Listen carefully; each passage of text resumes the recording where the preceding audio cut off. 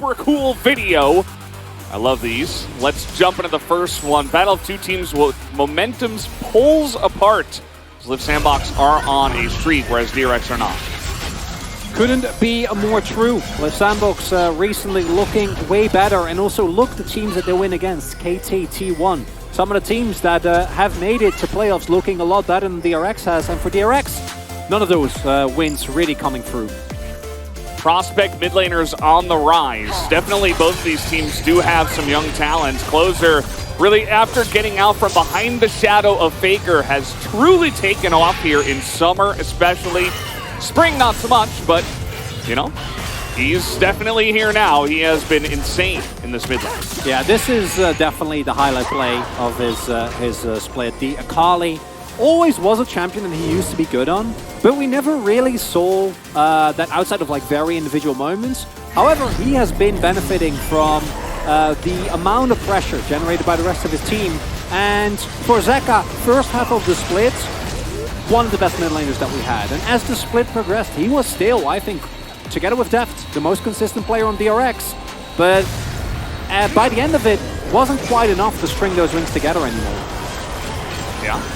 See, he's had his fair share of highlight moments, but the core of the meta here at the LCK, it is all about the bot lane. If you have not been watching, we have 3 AD carries in the top 5 of the POG standings here, of our MVP standings, and Prince has been probably the biggest standout, I feel, because we all knew that Ruler was really good. He did stand out himself as well, even going far beyond, but Prince coming in for summer, I don't think we could have expected this good a performance from this guy.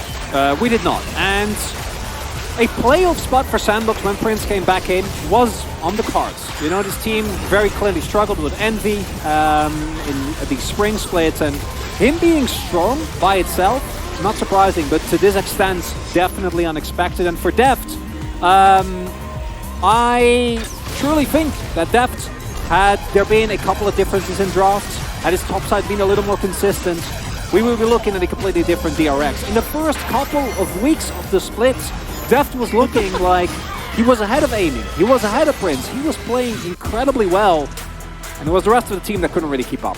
Yeah, absolutely. And it'll be interesting.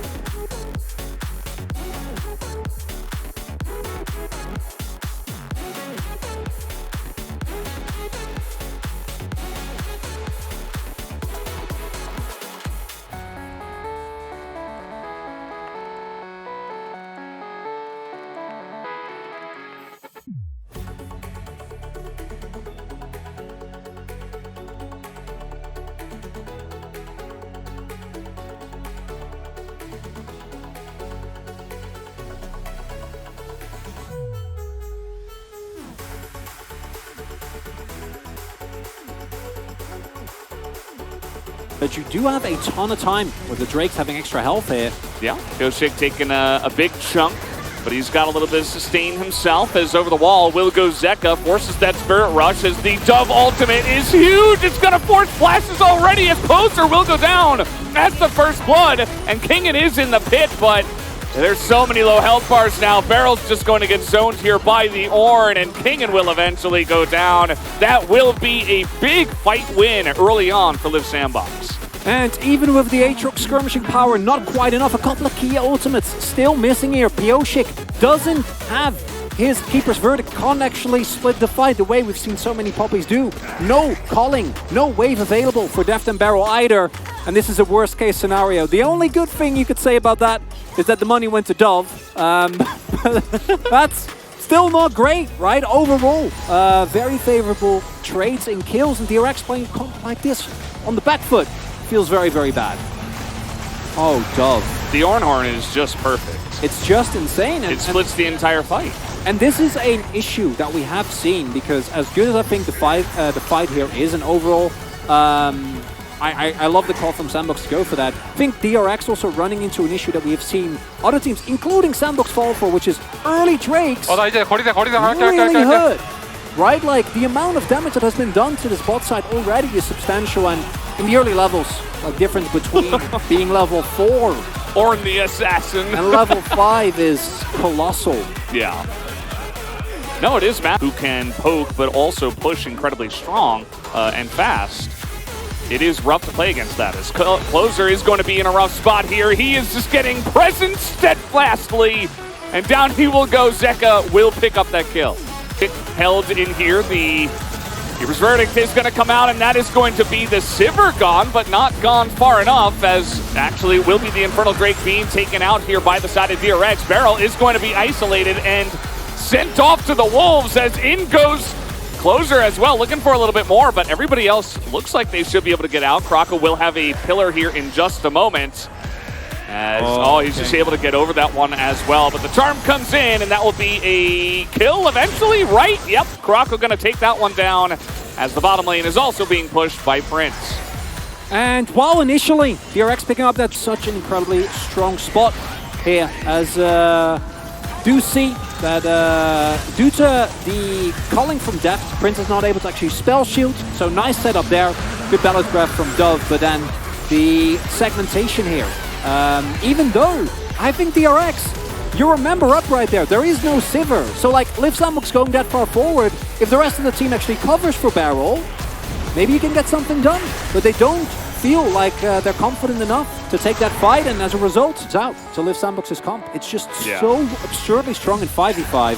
Zeka distortioning forward. He is LeBlanc, so trying to get in there, but not able to land that charm, but the final chapter comes in, and Zeka elects not even to flash away from that one, maybe not having his Mimic available, not 100% sure, as the chase until they're ready to pull the trigger, but DRX still very even in terms of gold. If they can get on the back line, they can win this. They have to get into the back line. Let's see the Keeper's Verdict. Let's see a fight begin on DRX's terms.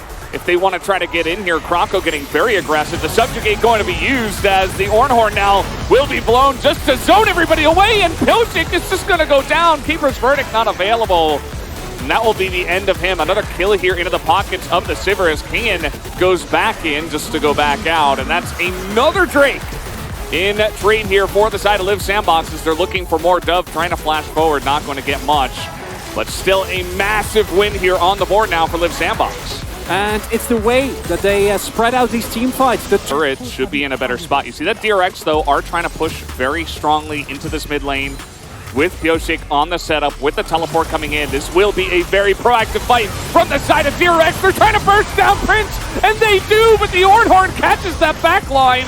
Still, it's only going to be the Nami going down here, as Deft is kiting it out excellently. Kingin is going to be a frontline looking for Closer here. Doesn't have another dash, but it's still a great fight for DRX and the turret team. And that boomed. And with that, DRX, if you can find a play like that just before a Drake fight, you might be looking good. As Pioshik, really good flank angle here, the teleport called, and they actually punish Sandbox, their movements around the map, which is, I think, the best way to win a comp like this. Now, is it a great trade? It's okay. You don't get Sivir's flash, and you don't get a larger objective, but at least it's a breath of life for DRX fans. Yeah, you see that Shirelius was used immediately, but Prince couldn't quite get a spell shield off. Pioshik unfortunately does go down at the end. The Bella's Breath. As in goes Pioshik now, they're trying to blow up the Ahri. That's not the right target. Really got to get on top of the Sivir if you want to do much of anything. Croco now frontlining, as he's just going to jump Barrel to death, and in goes Prince, picks up another one, and just like that, Liv Sandbox. Jeez, this is, Pioshik trying to go hard. Doesn't quite find the Keeper's Verdict target. Sees Closer, looks for it, but it's not quite enough. No, the problem there, Closer, of course, able to stay alive. Kyle also on duty, engaging into Yumio very hard, and it's understandable the attempt to turn after Dove uses his ultimate. Just no. Yeah. Reach points where probably get the next one, but I don't think we're getting to a soul in this game, Velvis. Doesn't look like it. I think Liv Sandbox might just go for it. That is a huge burst of damage, but in we go, looking for Zeka on the back line. Flashing in his Prince, as he wants to end it now. And he is going to at least put him into the fountain. As Closer now frontlining with low health. Does not matter. He's got a Yumi. He's going to force the Aatrox back, and DRX, you know, just one by one getting torn apart by these ricochets. Not much that they can do about it now. As in goes King in at one last stand. Prince is just farming kills in the fountain as we speak. As it looks like Lift Sandbox, eventually Prince will go down. King will also be taken out, but that is going to do it for game one of this first round of